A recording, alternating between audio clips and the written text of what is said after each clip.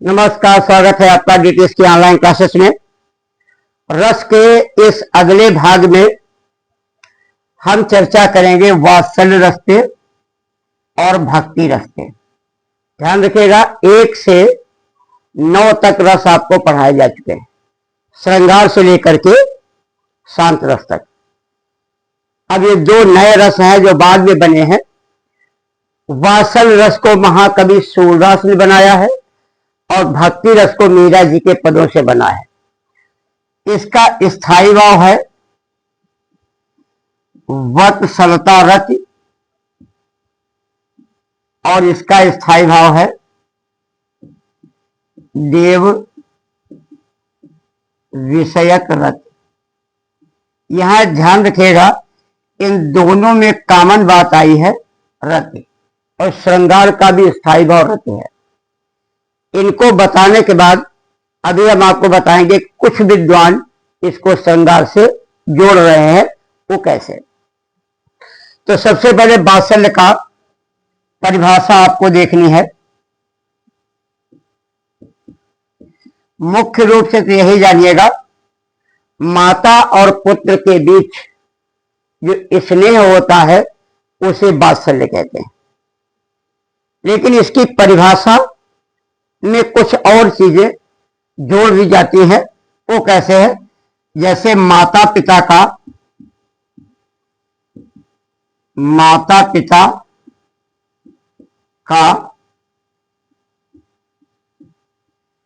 अपने पुत्र के प्रति,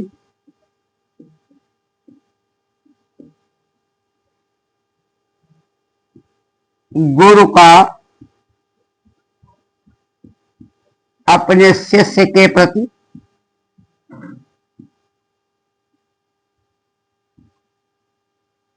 और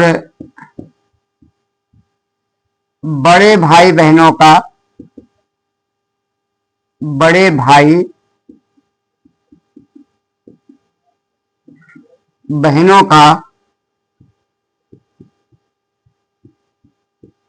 अपने छोटे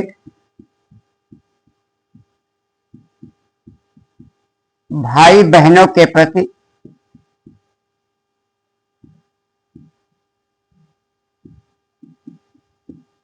जो स्नेह होता है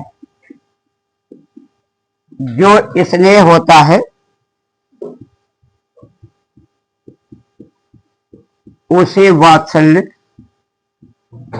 कहते हैं।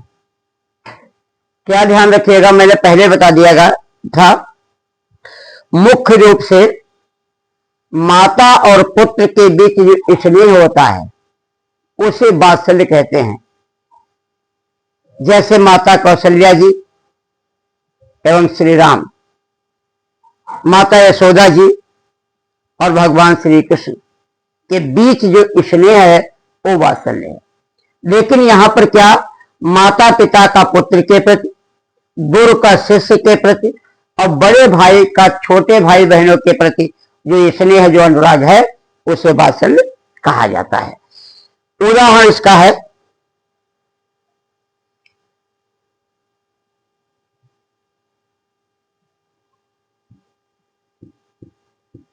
मैया मैं तो चंद खिलौना ले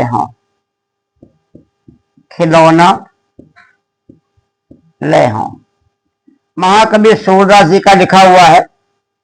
भगवान श्री कृष्ण अपनी माता से कहते हैं कि मैया मैं चंद्रमा, ये जो खिलौना जैसा दिख रहा है ये लूंगा, जैसे प्राय बच्चे जिद करते हैं। हालांकि चंद्र खिलौना में रूपक अलंकार भी है, ये भी ध्यान रखिएगा, अलंकार भी कभी पूछ दिया जाता है। तो माता यशोदा और पुत्र कृष्ण के प्रति जो अनुराग है वो यहां पर लक्षित है। अब एक तुलसी जी का भी देखते हैं, जो श्री राम के प्रति उन्होंने लिखा है, उसको भी थोड़ा उल्लेख कर लेते हैं।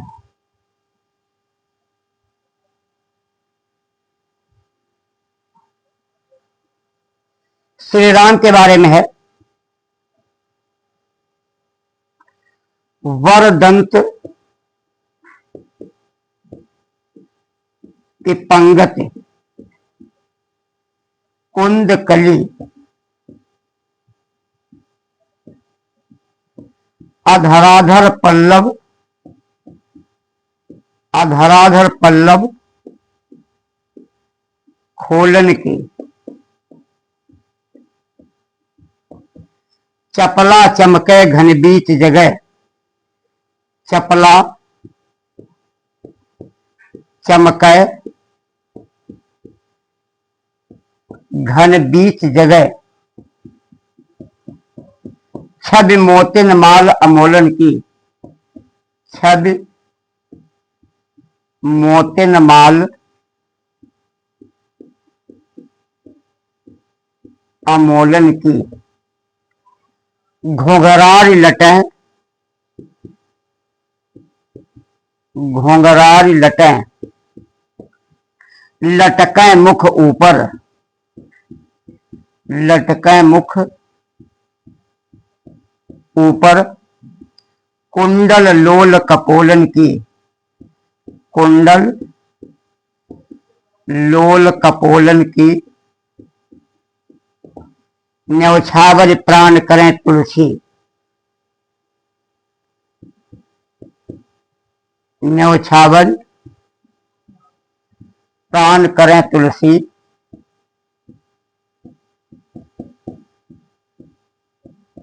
बज जाऊं लला इन बोलन की, बज जाऊं लला इन बोलन की। ये सवैया छंद है जो महाकवि तुलसी जी ने श्री राम के बारे में क्या कहा है कि वर माने श्रेष्ठ, कि पंगत कुंद कली, कुंद माने कमल की कली के समान है, अधराधर पल्लव खोलन की, चपला यानी बिजली, जब वो हंसते हैं तो दांत कैसे दिख, चपला चमके घन बीच जगह, जैसे आकाश में बिजली, क्योंकि राम जी श्यामले हैं, जैसे आकाश में बिजली चमक गई हो, छवि मोतिन माल अमोलन की, और कैसे दांत रखे से मोतियों की माला हो, वो अनमोल है। उनके मुख पर घुंघराली लटें लटक रही हैं, और कानों में जो कुंडल पहने हैं वो गालों को स्पर्श कर रहे हैं। इस प्रकार तुलसी जी कहते हैं, मैं अपने प्रभु श्री राम के बाल रूप पर अपने प्राणों को निछावर करता हूं। उनकी बोली बहुत ही सुंदर और सुरीली लगती है। तो वात्सल्य के बाद में अब अगर अगले रस पर चर्चा करते हैं, वो है आपका भक्ति रस। भक्ति रस देव विषय का स्थायी भाव। परिभाषा क्या है?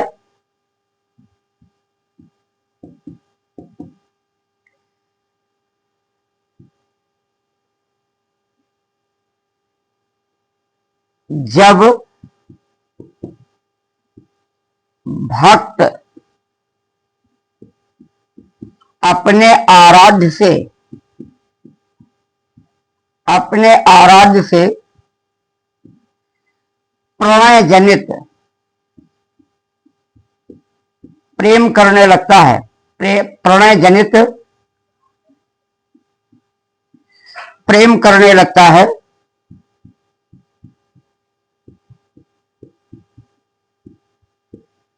तब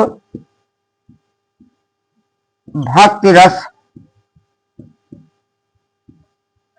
की निष्पत्ति होती है, निष्पत्ति होती है। देखिए इसको समझिए क्या लिखा है। प्रणय, प्रणय माने होता है बदलाव या विवाह, शादी। प्रणय प्रेम, और विशेष कर किससे? राम कृष्ण से, राम या कृष्ण। जब कोई भक्त राम जी को या कृष्ण जी को अपना पति मानने लगे, विवाह जैसे कर ले उनसे, इस प्रकार का प्रेम भक्ति श्रृंगार दिखाता है। कवियत्री महादेवी, वो जो मीराबाई जी, उन्होंने श्री कृष्ण को अपना पति मान करके रचनाएं रची हैं, उसमें इसी रस की निष्पत्ति है।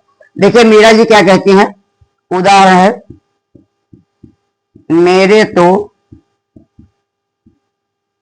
गिरधर गोपाल दूसरो न कोई, दूसरो न कोई, जाके सिर मोर मुकुट, जाके सिर मोर मुकुट मेरो पति सोई। मेरे तो गिरधर गोपाल मीरा जी का लिखा हुआ है, दूसरों में कोई जाके सिर मोर मुकुट मेरो पति सोई। अभी मैंने आपको बताया था कि अब हम आपको वो बताने जा रहे हैं कि 9 से रस 11 क्यों बने। और कुछ विद्वान आज भी 9 ही रस मानते हैं, कुछ लोग कहते हैं वात्सल्य और भक्ति श्रृंगार का ही एक हिस्सा है, यह श्रृंगार का ही विस्तार रूप है, उसको देखते हैं। ठीक है। कुछ विद्वानों का मंतव्य है कि रसों का राजा श्रृंगार है, इसलिए श्रृंगार को रसराज कहते हैं। श्रृंगार को रसराज कहा जाता है और स्थायी भाव है रत यानी प्रेम। श्रृंगार का ही जो विशद रूप है वो वात्सल्य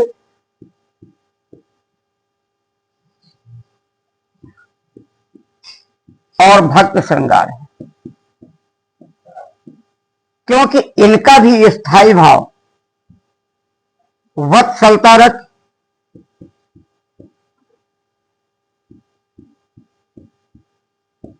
और देव विषयक रथ।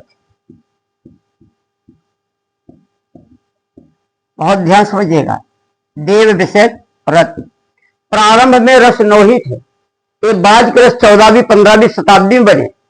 सूर्य जी ने बनाया, मीरा जी ने बनाया।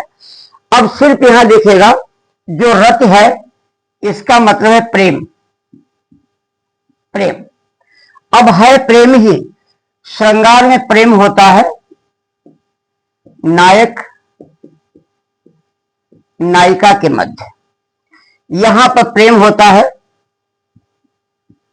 माता पुत्र के मध्य, यहां पर प्रेम होता है भगवान और भक्त के मध्य। है तो प्रेमी। एक प्रेम है, एक स्नेह है, एक अनुराग है प्रेम के ही रूप।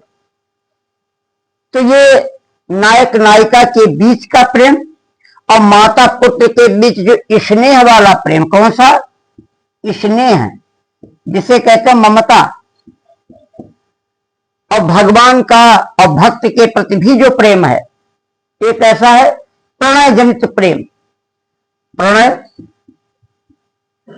जनित प्रेम। अब यहां क्योंकि नायक नायिका दोनों प्रत्यक्ष हैं, लेकिन यहां पर भक्त तो है, लेकिन भगवान बिल्कुल प्रत्यक्ष उसके पास नहीं। उसकी श्रद्धा, उसकी सोच, उसका विश्वास कि भगवान उसके साथ हैं और हैं वाकई, लेकिन अन्य लोगों को नहीं दिखते, उसी भक्तों को दिखते हैं। तो कुछ विद्वानों का मंतव्य है कि रस 9 ही है, हालांकि 11 आप लिखिएगा 11 रस हैं। तो उनका मानना है कि भक्ति वात्सल्य और भक्ति ये श्रृंगार का ही विस्तार रूप है। अगर हम श्रृंगार रस की बृहद चर्चा करेंगे, क्योंकि सब में रत आ रहा है, वो प्रेम एक ही है, चाहे वो नायक नायिका के लिए हो, माता पुत्र के लिए हो, भगवान भक्त के लिए हो, बस रूप अलग है। एक प्रेम है, एक स्नेह है और एक प्रणय जनित प्रेम है, बस इतना फर्क है, इतनी चीजें हैं। ममता कहां है, प्रेम कहां है और प्रणय निवेदन कहां है, ये सब अलग अलग रूप हैं। लेकिन वर्तमान में रसों की संख्या 11 ही मानिएगा। कुछ लोगों का ये मानना है कि श्रृंगार का ही विशद रूप यहां पर आया हुआ है। तो इसी के साथ रस के सारे भाग मैंने आपको पूरे 11 रस पढ़ाए हैं, पिछले की वीडियो देख लीजिएगा।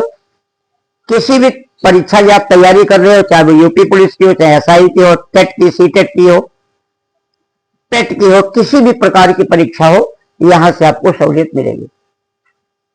और अब कल से जो क्लास शुरू होगी वो छंद के संदर्भ में, तो रस, छंद, अलंकार सभी आपको बताने हैं। आप इसको चैनल को सब्सक्राइब करते रहें, विस्तार करते रहें, ताकि हम लाइव क्लास भी ले सकें और अपनी बात कमेंट बॉक्स में जरूर लिखें। नमस्कार, जय हिंद।